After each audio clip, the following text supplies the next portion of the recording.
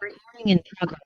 Good morning, brothers and sisters in Christ. No? Sa mayong buntag kaninyo mga igsoon, ug kumusta man ang ato ang kinabuhi diya sa Ginoo, kumusta man ang atong usa ka tibok semana, ug kumusta man pud ang atong mga relasyon diha no, pag-ampo, pagbasa sa pulong, consistent pa kita diha sa Ginoo. So this time lain na pud nga pagtulunan nga atong pagkahisgutan karon nga mao ni siya ang series ikatulong nga week mahitungod sa the birth of Christ no nga sermon. So last 2 weeks so nag-discuss man to no mahitungod ni Kristo sa iyang pagkatao niya. Nining dapita atong hisgutan sa dihang natawo na pud si Jesus Christ kayo. Okay, doon ako pangutanan ninyo mga igsuon. Kung mag-discuss tag salida, sa klase nga salida bisan unsa man ang common character, duha ka character nga starring gyud. Siguro kabalo mo ana niya tubagan na diha sa inyong kagalingon mga igsuon niya. Ano nangutana man ko ani kay dako man ni siya kalagbigitan sa ato ang sermon karon. So ang duha ka character mo na siyang gitabag og bida and kontrabida. Okay, so ngano kang nagiskot kog bida o kontrabida no? Sa inyohang kinabuhi nahitabo mo nga nahimo mong bida ug nahimo sa mong kontrabida? Siguro dunay mga panahon nga ato na siyang na-experience, no? Di lang kutob sa salida, kundi sa ato yung real life. So aside sa ato mga bana, na mahimutang kontrabida sa ilang mga plano, vice versa po, usahay po ato mga bana, mahimo pong kontrabida sa ato ang mga plano, usahay po, mahimo po tang bida. Nga di lang diha po sa atong pamilya, no? Sa atong palibot, atong sa mga silingan, o even man diha sa church, no? Sa simbahan, ni Kristo nga dunay mga panahon nga dunay bida dunay po'y kontrabida. So kung magkiskot tag bida kanunay gina siya maayo ang iyang karakter. Kung magiskot po tag kontrabida ang iyang karakter ana bati gid siya. So nining tungura yang nataw na si Jesus dunay nahimo nga kontrabida. Kinsa man ni siya mao ni siya ang gitawag og si King Herod, the enemy of Christ. Ngano nahimo man siyang kontrabida. So, sa unsa ka no kanang makadungog mo sa ngalan nga Herod or King Herod during sa Christmas. Siguro dunay mga pipila nato or dunay sa ato kinabuhi nga murag dili kita familiar kinsa din si King Herodes, no? So Haring Herodes. So, mahata ko gamay nga background kinsa din si King Herod. Si King Herod, nahimo siyang hari sa Judea for 37 years before Christ pa na nahitabo. So, si Herod, gingalan na siya Herod the Great. Niya. Usapod na siya ka banggiitan nga military leader tungod kay usaman siya ka isog nga pagkatao. Niya, brilliant kaayo nga politician.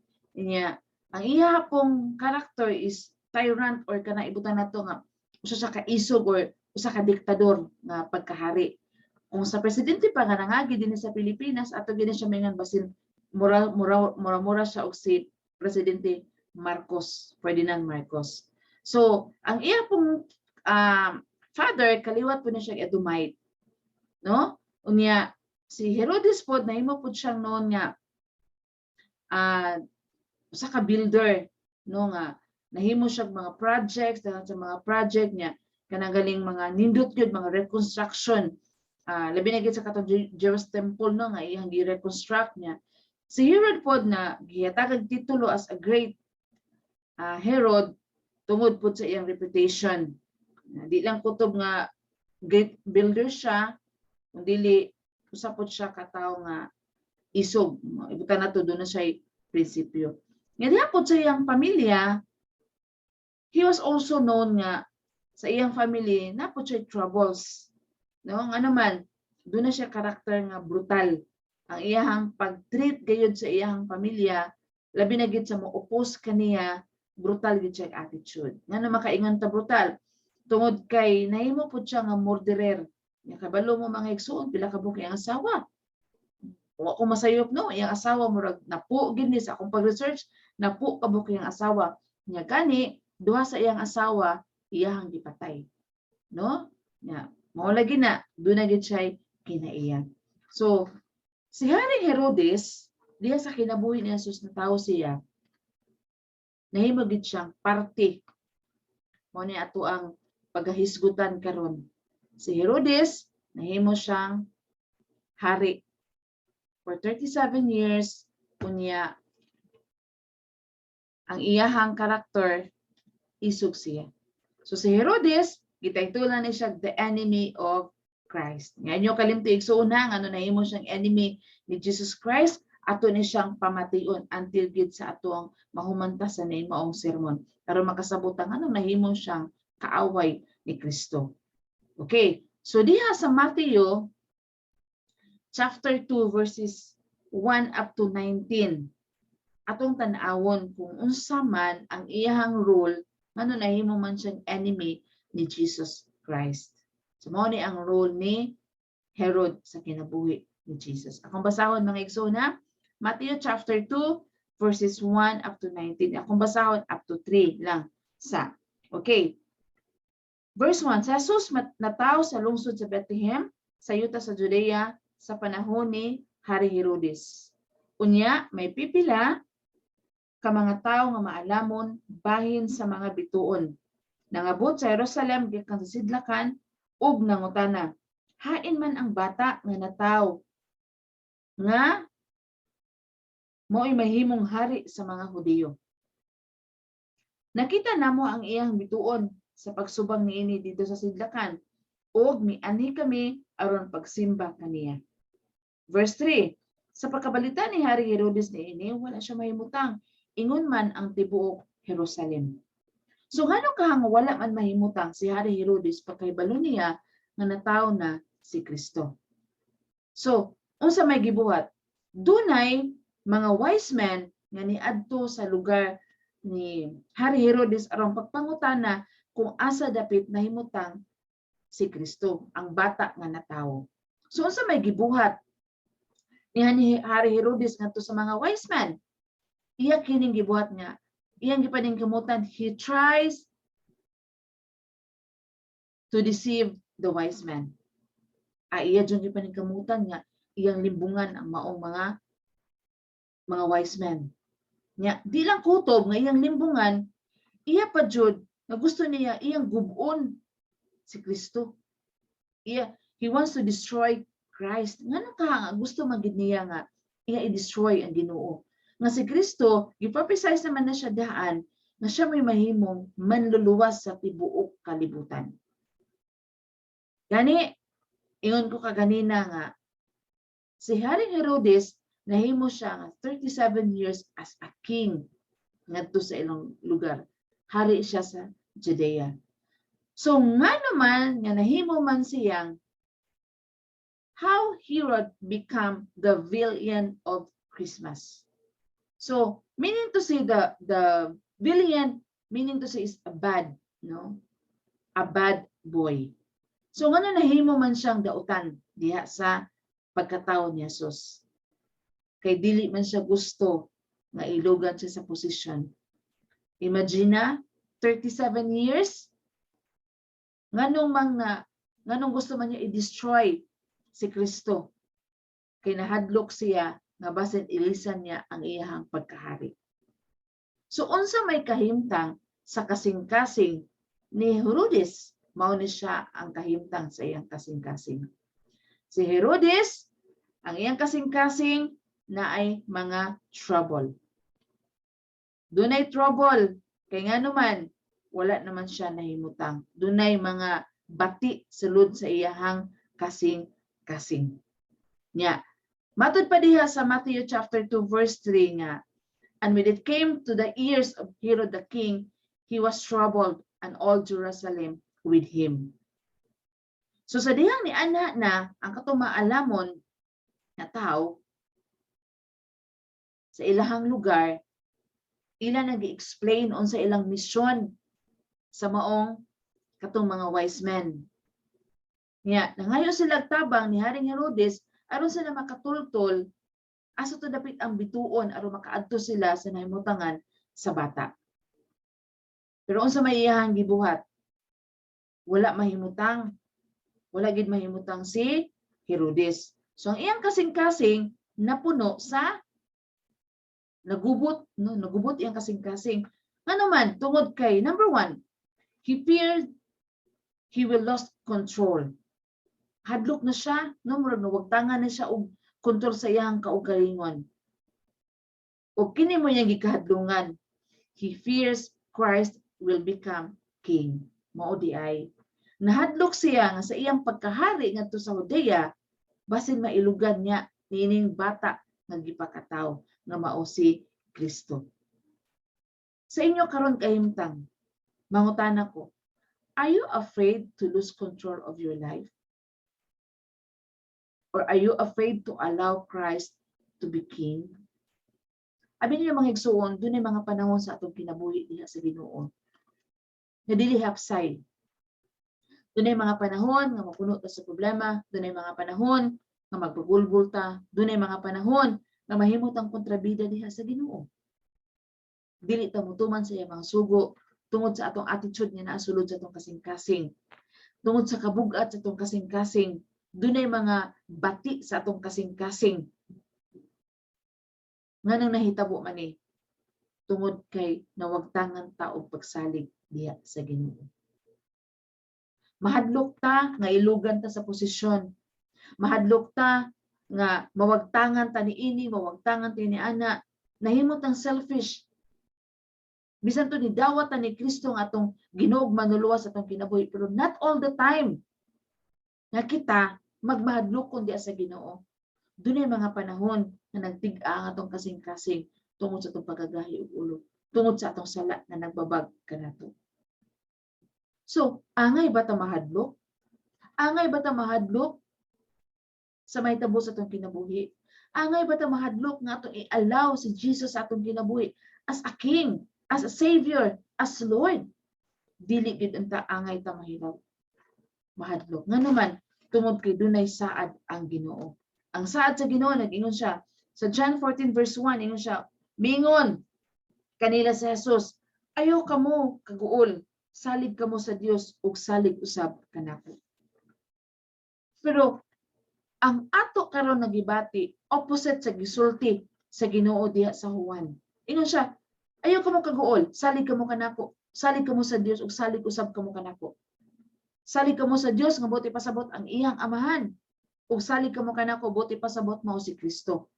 Every time nga we trust Jesus as Lord, as King sa atong kinabuhi, dili unta ta angay mahadlok.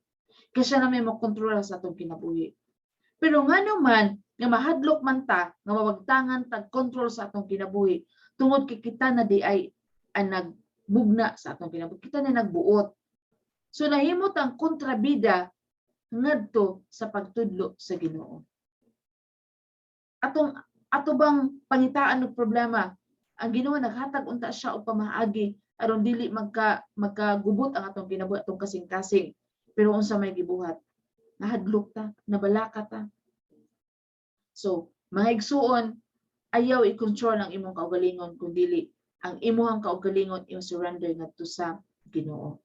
Kay unsa may mahitabo kung kita dili ta maka-surrender. So mao ni ang gibuhat ni Herodes. Tanawa ha, unsa ang kalaina ato i-differentiate.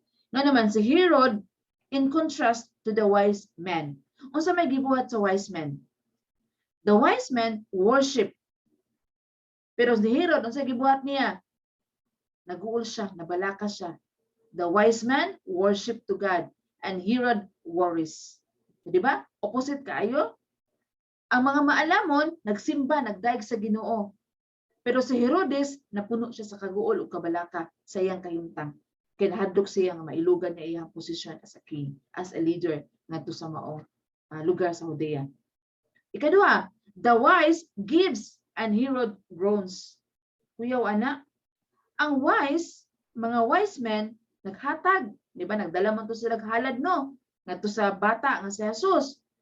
Pero si Herodes, mura man siya nabagutan, mura man siya nagagulo ang iyang kasing-kasing. Napuno siya sa bati ng iyang kasing-kasing. Sunod, the wise men praise, no? Ilaging gisimba ang Dios, ilagidayeg ang Dios. Pero sa Herodes, usay nahitabo, ay naglaraw siya og dautan. Ug sa iyang paglaraw, wa gyapon siya nahimo kay napakyas gyapon siya. So atong padayunon pagbasa mga igsuon unsay nahitabo. In verse 4 hangtod sa 18 ingon siya diri. Gitigom niya ang mga pangulong pari ug mga magtutudlo sa balaod. Ug gipangutana niya sila, asa man nataw ang Misayas? Sila mitubag sa lungsod sa Bethlehem sa Judea. Mao kini ang gisulat sa propeta. Ikaw Bethlehem sa yuta sa Juda, dili ka iwit sa mga dagkong lungsod sa Juda. Kay magikan kanimo ang usa ka pangulo nga mo'y magmando sa akong katawan ang Israel. Busa gipatawag ni Herodes ang mga dumuduong nga gikan sa sidlakan alang sa usa ka tigom nga tinago ug iyang nasayran. Nagikan kanila ang untop ug takna sa pagsubang sa bituon. Unya iyang gipaadto sila sa Bethlehem ug giingnan, lakaw kamo ug pangita ninyo pag-ayo ang bata. Ug sa nakaplaganan ninyo kini, pahibalua ako aron muadto ako ug musimba usab kaniya. So nakita ninyo, iyang gilansisan ang mga wise men. Ingon siya, pangadto kamo, ini kakita ninyo sa bata, pahibawa ako kay musimba pud ako ngadto kaniya. Pero imong tan-awon, imong masabtan nga ang desire sa kasing-kasing ni Herodes dili sama sa iyang gisulti nga gikan sa iyang baba. Ang iyang gisulti sa iyang baba, ang gipagawa sa iyang baba, musimba siya sa bata nga natawo nga mao si Jesus.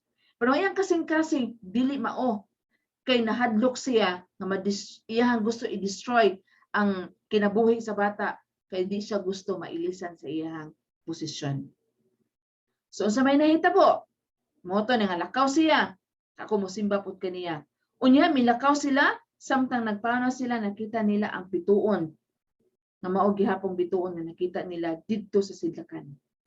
Og naguna kini kanila hangtod nga miabot kini ug mihunong tungod kayod sa namiutangan sa bata. Nalipay sila pag-ayo sa pakakita nila sa bituon. Unya misulod sila sa balay sa ilang nakita ang bata uban sa iyang inahan nga si Maria. Nanluhod sila ug misimba kaniya. Unya giablihan nila ang gisudlan sa ilang mga gasa. Ug miluhod sila kaniya ug mihalad sila kaniya bulawan, insenso ug mira. Pinagi sa damgo gipahimatngunan nila sa Dios sa dili pagbalik ngadto kang Herodes, busa na mauli sila agi sa laing dalan. So giina sila sa Ginoo nga ayo ka magpabalik ngadto ni Herodes kay nasayod ang Ginoo. Unsay kahimtang ni Herodes sa iyang una sa iyang kasing-kasing nga gusto niya gubon, no, ang plano sa Dios. So nilakaw ang mga wise men, niagi sila sa laing dalan. In verse 13, sa dihang nanlakaw na ang mga dumuduong usa ka anghel sa Ginoo mipakita kang Jose pinaagig damgo ug miingon, bangon dada ang bata ug ang iyang inahan.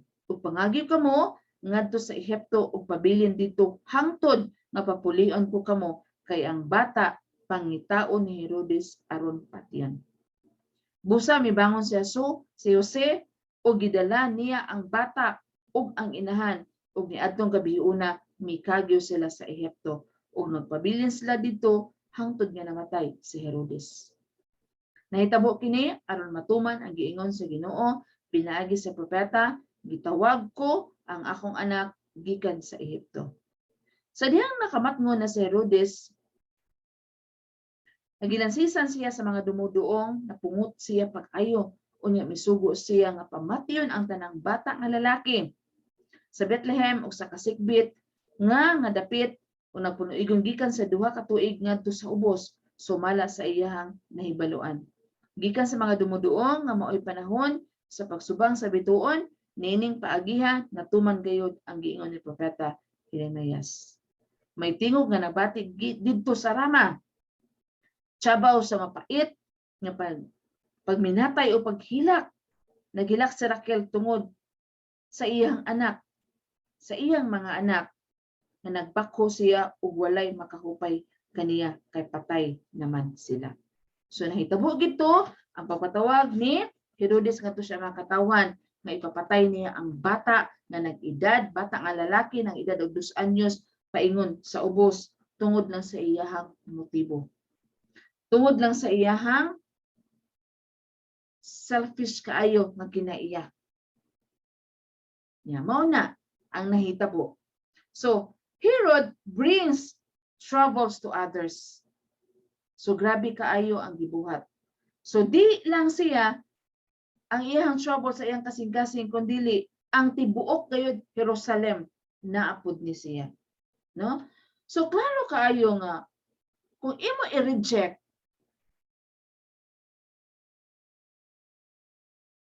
ang ngalan ni Kristo diha sa imong kinabuhi, ang epekto niini maangin ang uban, maangin ang katawhan, no? So when you reject Christ, it affects others. So mo din na sa atong kinabuhi nga usahay mahimot ang kontrabida, daghan ang madamay. Nga naman, mubuhat naman ta bisan unsa, makasala naman ta. So klaro kaayo nga every time mahimot ang kontrabida sa atong pagkakristohanon, mahimot ang stumbling block ngadto sa uban nya maka-epekto kini. Number 1, epekto ni sa atong kaugalingon. Ikaduha, sa atong palibot, sa atong simbahan. Makasala gani ka, ayo jud dugaya. Kinahanglan gyud nga mangita jud kag pamaagi tabang sa Ginoo nga imo gid ni siyang hinulsulan aron dili kini siya mosanto sa kaalautan sa atong kinabuhi. Kay matud pa diha sa Roma chapter 14 verse 17 na yun ka. Kaya ang gingharian sa Dios dili kalanon o ilimnon, kung dili pagkamatarong o pagkigdait o kalipay diha sa Espiritu Santo. Klaro kayo mga igsoon, ang gingharian kuno sa Dios dili kini kalanon o ilimnon, kung dili pagkamatarong o pagkigdait o kalipay diha sa Espiritu Santo nga buot ipaambit sa Ginoo sa matag usa kanato. Manadili taangay nga makumpiyansa. Kay unsa may mahitabo kung kita naa niining kagubot sa atong kasing-kasing. Instead nga maghatag ta didtong panalangin ngadto sa uban, ang atong gihatag noon mao na ning kasakit. So sa pagkahitabo gyud, pagkadungog gyud ni Haring Herodes nga wala mahitabo ang iyang gitinguha nga pagpatay sa mga bata, na-upset siya, no? Herod is upset, and this upset the city. So imo makita nga di lang kutob ang iyahang kasuko, wala siya masuko din dapita kundi ang tibok Jerusalem, no? Ang tibok lugar naagyud ang heartache, nagin ang kasakitan. So unsa may nahitabo? Sa iyahang pagka-upset no siya gawa sa iyang terrible temper. Ang iyang kasing-kasing nga nagbangutang gyud, grabe yung kasuko niya. Sa iyang pagmando nga iyang ipapatay ang mga bata nga lalaki nga nag-edad og 2 anyos paubos. Nahitabo gyud nya daghan kayong naghilak, no? Dunay mga anghel nga nag-awit, ang mga inahan nga naghilak gayud tungod sa ilang mga nangamatay nga mga anak. Grabe ana kakontrabida si Haring Herodes sa iyang kapanahunan. Muna kung ikaw igsuon na karon sa sitwasyon nga nahimo ang kontrabida, ayo in town ipadayon kay dili gid mahimuot ang Ginoo. Kay ang lugar unta sa magingon diri, the place of glory become a place of grief. Animan ka kanindot unta sa ilang lugar, piniling katawhan gud sila sa Ginoo, no? Ang Israelites, pero unsa may nahitabo? Imbis unta lugar nga nang kahimayaan sa Ginoo, nahimo ni siyang lugar na nag-agulo na kay nangamatay man ang mga bata. So dili sayon, no, mga igsuon, muna kita dili kita angay mo kumpiyansa, dili ta angay maglangan-langan, kay dili lalim kung kita may magbuot sa atong kinabuhi. Unsa gisulti sa Ginoo? Bring your troubled heart to Jesus, because He will meet you in your trouble and give you peace. Unsa may kahimtang sa atong kasing-kasing karon, naman ni ang kaguol, naman ni ang kabalaka, naman ni ang kasuko, kaligut-gut, tanan. Surrender to Jesus. Kay ang Ginoo mora gid ang maghatag nato og kalinaw. Ang Ginoo mora gid nato maghatag og paglaom. Ug ang saad sa Ginoo ay ingon siya sa Isaiah chapter 41 verse 10, ayun siya, ayaw kahadlok kay mag-uban ako kanimo. Ayaw kabalaka, kay ako mao ang imong Dios. Ligunon ug tabangan ko ikaw, panalipdan ug luwason. So mga igsoon, wala tay angay nga kahadlukan. Wala tay angay nga kabalakan. Kung sa may kahimtas tong kasing-kasing, nasayod ang Ginoo, nakakita siya. O di siya gusto na mahimot ang kontrabida sa iyang pagtudlo o pagbadlong diri kanato. Di siya gusto na mahimot ang Herodes kay ang tagamtaman ni Herodes, luoy kaayo siya. Kung sa may nahitabo, Herod in trouble forever. No? Grabe kayo ang iyahang kahimtang kay until man sa iyahang kamatayon. So matod pa atong tiwason pagbasa sa verse 19, but when Herod was dead, an angel of the Lord came in a dream to Joseph in Egypt. So namatay gid si Herodes. So sa iyang kamatayon, unsa may naa niya? Herod died in his sins. Namatay siya na nagpabilin siya sa iyang pagkamakasasala. He went from suffering to suffering. Ang iyang pag-antos, wala na'y katapusan. Kaya nga nung wala na may katapusan, because Herod in hell, still trouble. Na nagpabilin gihapon, ang iyang trouble sa iyang kasing-kasing dito sa impyerno. Ang iyang mga pag-antos, hayahay ka siya kahimtang, nindot ka sa posisyon sa kalibutan, pero tungod lang ka sa desire sa iyang kasing-kasing, nga wala niya hinulsuli. So mo na mga igsuon, ato makatunan karon na kung dili ka gusto mahimong Haring Herodes, dili ka gusto na ikaw magbut sa imong kinabuhi, tuguti si Jesus Christ na may magmandop sa imong kinabuhi. Ug ayaw paglangan, ayaw pagbagulbol, ayaw pagreklamo, kay wala gitay katungod nga moreklamo diha sa Ginoo, kay wala tay ato. Ang naa lang nato nga wala sa Ginoo, mao ni atong pagkamakasasala. Kung dili ka gusto mag-antos, surrender to Jesus. Surrender your life to Jesus. Kung dili ka gusto og kapaitan o kasakitan sa imong kinabuhi, labi na gid kung dili ka gusto og impierno, ayaw pagplano sa imong kaugalingon nga ikaw lang. Kinahanglan nga naa gyud sa sentro si Kristo sa imong kinabuhi. Kay si Jesus paglaom. Kay si Jesus gugma siya. Kay si Jesus siya gyud ang kasaligan. Ug iyon man siya pod provider sa atong mga gikinahanglan. Gikinahanglan nga sibo pod sa iyang kabubuton. Ug ang nakasakit, unsa may na-miss ni Haring Herodes sa iyang kamatayon. Sa diyang buhi pa siya, si Kristo ni ani, Christ came to save, but Herod died lost. Si Ginoong Hesus ni anhi aron iyang luwason ang tanang katawhan. Pero mismo si Herodes wala. Wala siya nakaangkon ng kaluwasan kaysa masupilon siya ng pagkatao. Gani siya pa'y nahimong kontrabida sa kinabuhi sa pagkatao ni Ginoong Hesus kay gusto niya ipapatay, kaya siya gusto nga ilugan sa iyang trono, sa iyang pagkahari. Ikaduha, nga dapat maunta ni hitabo sa kinabuhi ni Herodes. Christ came to cleanse, but Herod died guilty. Ikaw igsuon. Doon na pa'y panahon nga imong kasing-kasing, doon na guilt. Kung sa husgado pa na, ang i-charge mo guilty, buti pasabot, makasasala ta. Nakasala ta. Mao po diha sa Ginoo. Ayaw tagua kung sa'y sulod sa imong kasing-kasing. Ihatag sa Ginoo, isumpong sa Ginoo, aron dili ni siya magpabilin sa atong kinabuhi until sa atong last breath nga doon natay guilt sa atong kinabuhi.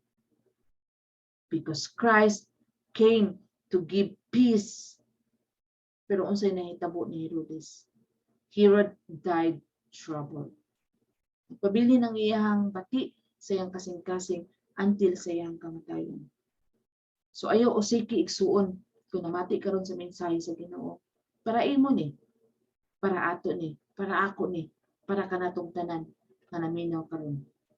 Ayaw paglangan, ayaw ipabilin ang bati. Tuguti si Kristo nga mahimo siyang hari sa imong kinabuhi. Ayaw paghimong kontrabida sa kinabuhi sa mga pagtudlo ni Jesus. Paningkamuti nga mahimo kang bida. Na ikaw sumusunod ni Kristo, ang imong karakter, ang akong karakter, may sama gayud ni Ginoong Jesus. Sumuni karon. Ang gusto sa Ginoo nga sayo na kay sabton. Nganong sayo na kay sabton, nagingon siya, those who reject Jesus never find peace. Tinuod gid na igsuon. Kung imong gi-reject si Jesus sa imong kinabuhi, dili gid ka makakita og kalinaw. Dili jud ka makatagamtam og kalinaw sa imong kinabuhi. Kay ang kalinaw dili man nimo makita dinhi sa kalibutan. Ang tinuod nga kalinaw gikan man kayod sa Ginoo. Ang gusto sa Ginoo nga may tabo sa atong kinabuhi, ng pareho ta sa wise man. Sa Ginoo nga once you are wise, imo jung paningkamutan o atong paningkamutan kinahanglan nga mangita gid ta ug simba kita diha sa atong buhi nga Dios nga mao si Jesus. Wise one still seek and worship Jesus. Ayaw gid na kalimti igsuon. No? So ayaw gyud dugaya. Kini nga pulong dili ni para lang nimo, kundi para pud ni sa uban.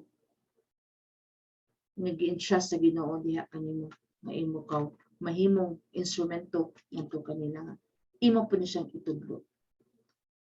Paningkamuti igsoon pinaagi sa grasya sa Ginoo na kanunay kang bida diha sa Ginoo. Dili ka kontrabida sa pagtulungan. Kini atong problema katiting lang ni sa naagian ni Kristo. Si Kristo sa iyang pagkatao naganto siya. Hangtod gyud nga namatay siya, walay hunong ang iyang pag-antos. Pero wala gid siya nireklamo. Ikaw, i-check ang imong kaugalingon. Kapila ka kanireklamo sa Ginoo sa nahitabo sa imong kinabuhi. I-check sa inventory sa imong kaugalingon. Kung sakto ba imong gibuhat. Before you complain, before you ask God, before you blame,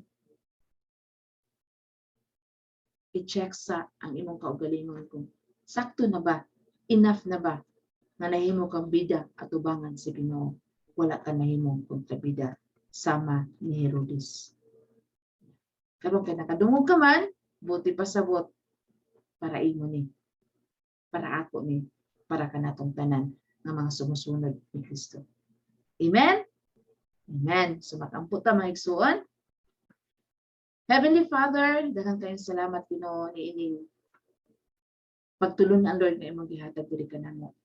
Sayod mi Ginoo nga sa amo ang estado karon as believer, dili kita ng panahon Lord God na makabuhat kami og maayo. Pero tungod sa imong grasya nangayo kami o Lord God. Help us O Lord God to follow you Jesus. Nga makasurrender gid sa among kinabuhi. Unsa man ang kontrabida sa among kasing-kasing karon Lord, unsa man mga troubles sa among kasing-kasing, help us O God. We surrender everything to you O Lord. And we ask your forgiveness sa mga kasuko, pagdumot, kalikot-kot, kasina, kahakog, nahimo ming selfish, nahimo ming bati sa imong atubangan Ginoo. Pasayloan mi Lord God. Tabangi kami o Holy Spirit nga magkinabuhi kami uyon gyud sa kabubuton diha kanimo. O paamong paharion ang among Ginoo manluluwas nga mao si Kristo. Sugod karon hangtod kayod sa kahangturan. Thank you Lord in Jesus name. Amen. Thank you brothers and sisters and happy Sunday and God bless us all. Amen. Amen.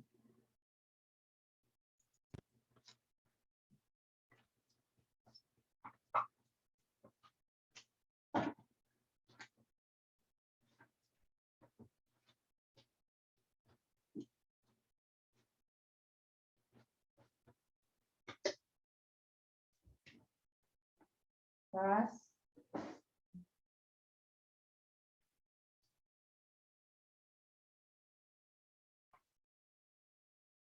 Pass.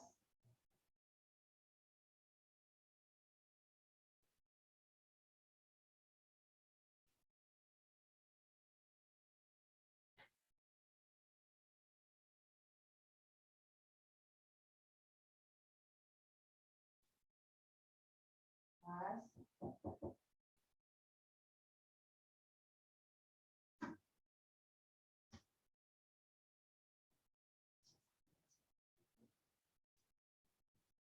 So, dahil ko na ka nag-blink naman.